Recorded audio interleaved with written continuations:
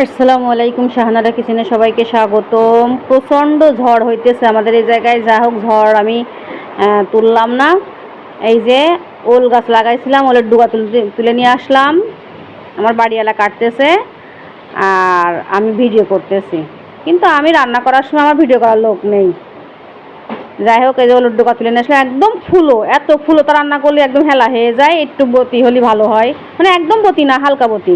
এইভাবে ছুলে নিছি, ছুলে নিয়ে চাক চাক করে সুন্দর করে কেটে নিয়েছি একসাথে, নিয়ে সরু সরু করে আলু ভাজির থেকে একটু মোটা করে, যা আলু ঘন্ট করি তেমন করে কেটে কেটে নিয়েছি। এই যে সবগুলো সুন্দর করে ধীরে ধীরে কুটে বেছে সুন্দর করে নিয়েছি। আপনাদের আবারও দেখাই, এই যে এইভাবে সুন্দর করে সরু সরু করে কেটে নিয়েছি।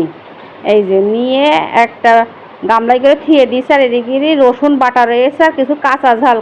এই গরমের ভিতরে কাঁচা ঝালের তরকারি খাতে হবে, যে ব্লেন্ডার করে নিয়ে থিয়ে দিয়েছি। এই যে কতগুলো কুটেছি দেখেন, ডালার মধ্যে অনেক। এদিকে কড়াইতে গরম দিয়েছি, পানি দিয়ে লবণ দিয়ে দিয়েছি, দিয়ে পানিটা যে একটু গরম হয়ে এসেছে তখন এই যে ওলের ডুগাটা দিয়ে দিয়েছি, দিয়ে 2 থেকে 3 মিনিট উতলাই নিয়েছি। এই যে উতলাই নিয়ে এবার ডালাই করে সেঁকে নিয়েছি। সেঁকে নিয়ে সুন্দর করে, এই যে খেতে কি মজা! আপনারা না রান্না করে খালি বসবেন না। তুলে নিয়েছি, নিয়ে ওই কড়াইতে অল্প কিছু সরিষার তেল দিয়ে দিয়েছি, অল্প তেল। নারকেলের দুধ দেবো তো, মেন উপকরণ নারকেলের দুধ। তেলের মধ্যে পেঁয়াজ দিয়েছি, পেঁয়াজ নাড়াচাড়াকে লালচে হয়ে গেলে রসুন বাটা দিয়ে দিয়েছি, আদা দিয়ে দিয়েছি, রসুন আর ঝাল বাটা দিয়ে দিয়েছি, তারপরে সরিষা বাটা দিয়ে দিয়েছি, জিরের গুঁড়ো দিয়ে দিয়েছি, হলুদ দিয়ে দিয়েছি, লবণ দেবো না কিন্তু। দিয়ে ভালো করে মশলাটা কষিয়ে নিয়েছি, দিয়ে হালকা একটু পানি দিয়েছি।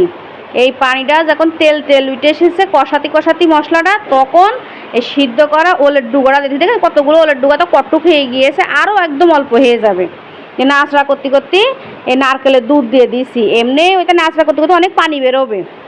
এবার নারকেলের দুধ দিয়ে দিয়েছি ভালো করে চিপে, আমার নিজের গাছের নারকেল, অনেক নারকেল হয়েছে। দিয়ে ভালো করে ঢেকে দিয়েছি, পানি বেরোয়েছে। দিয়ে এবার যে মাছ, ইলিশ মাছের ডিম লবণ দিয়ে ধুয়েছিলাম, দিয়ে এবার ভেঙে ভেঙে কুচি কুচি করে খণ্ড খণ্ড করে দিয়ে দিছি। আর একটা ইলিশ মাছের লেজা ছিল, সেইটাও দিয়ে দিছি, কিন্তু আমার খাওয়া হবে না, আমি লেজ খাই না। এমনি দেওয়ার দরকার দিয়েছি, কেউ খালি খাবে না, খালি ফেলে দেবো। দিয়ে ভালো করে নেড়ে ঢেকে দিছি, ভালো করে অল্প অল্প জালে ভালো করে আলতোভাবে তেল তেল তুইলে।